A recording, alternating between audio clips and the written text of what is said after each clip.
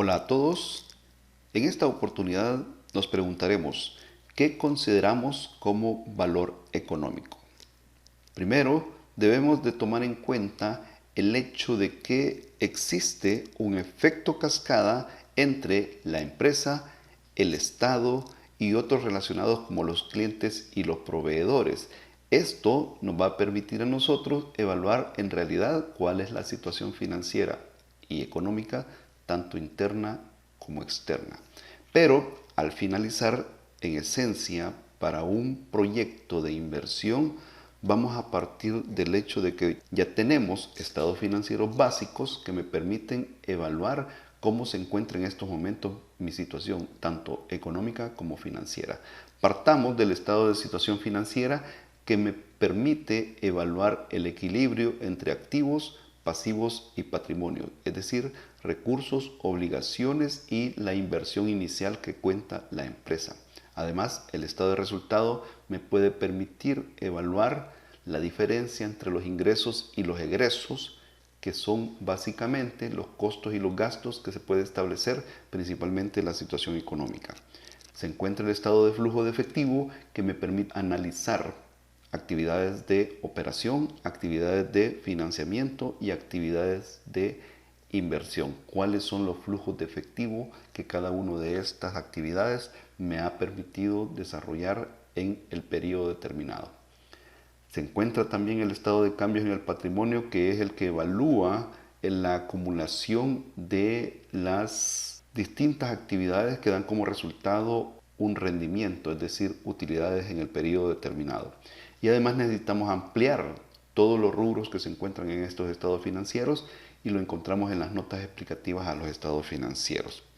Entonces, la base para establecer la situación económica derivando hacia la situación financiera. Hay una herramienta que es súper eficaz y me permite ver esta transformación. Sería el denominado EBITDA. ¿Qué sería el beneficio bruto de explotación calculando antes de la deducibilidad de los gastos financieros, intereses, depreciación y amortización? Es un indicador bastante fiel dado que deja fuera cualquier aspecto de financiación y tributario.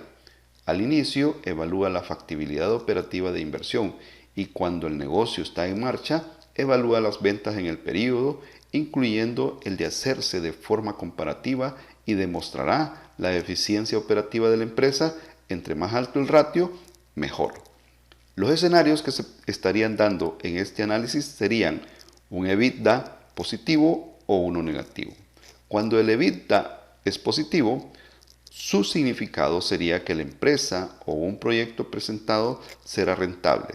Se debe de tener en cuenta que los gastos fiscales y financieros han quedado excluidos del cálculo. En este punto no podemos calcular la rentabilidad final de la empresa, ya que esta depende de las políticas de la financiación utilizadas por la empresa, además de la tributación, la amortización de la inversión y la depreciación. Ahora bien, el EBITDA negativo plantea una situación que ya nos anticipa que la empresa o proyecto no es rentable. Así que la mejor opción es descartarlo cuanto antes para evitar que se mantengan las pérdidas y un replanteamiento de las políticas en el caso de la empresa en marcha. Recalcaremos que el EBITDA no se incluye en el estado de resultados de la empresa, pero por el simple hecho de indicarnos si un proyecto será rentable o no, incluso antes de la cuenta de resultados, es un indicador de referencia muy utilizado al advertirnos sobre la capacidad de la empresa para generar beneficios a partir de su producción. En este punto, la base siempre será los flujos de caja que deben de ser analizados en forma independiente. Primero los ingresos, los costos relacionados con el costo de ventas, cada detalle de los gastos operativos por su naturaleza, la forma comparativa deben de ser analizados y los factores que han permitido su incremento, su disminución o su pérdida.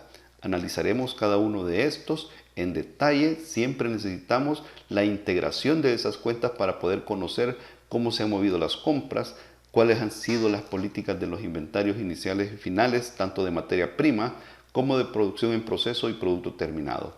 La mano de obra directa causa un efecto bastante fuerte en estas cuentas y los costos indirectos de fabricación.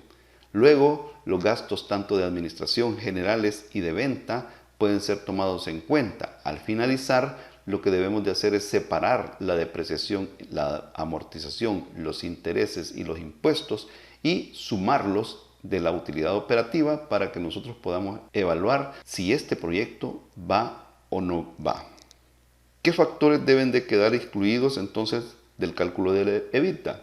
Los elementos como los financieros, que son los intereses, los tributarios, que son los impuestos, las depreciaciones, que es la pérdida de la capacidad productiva del bien, la recuperación de la inversión como la amortización. Además, EBITDA nos presenta ventajas como, por ejemplo, permite tener conocimiento de cuál es el flujo de dinero real del que dispone la empresa para asumir, tras la inversión en el proyecto, los diferentes pagos por deudas. Permite hacer comparaciones del historial de la empresa a lo largo de su operatividad. Gracias, nos veremos en el próximo tema. Saludos.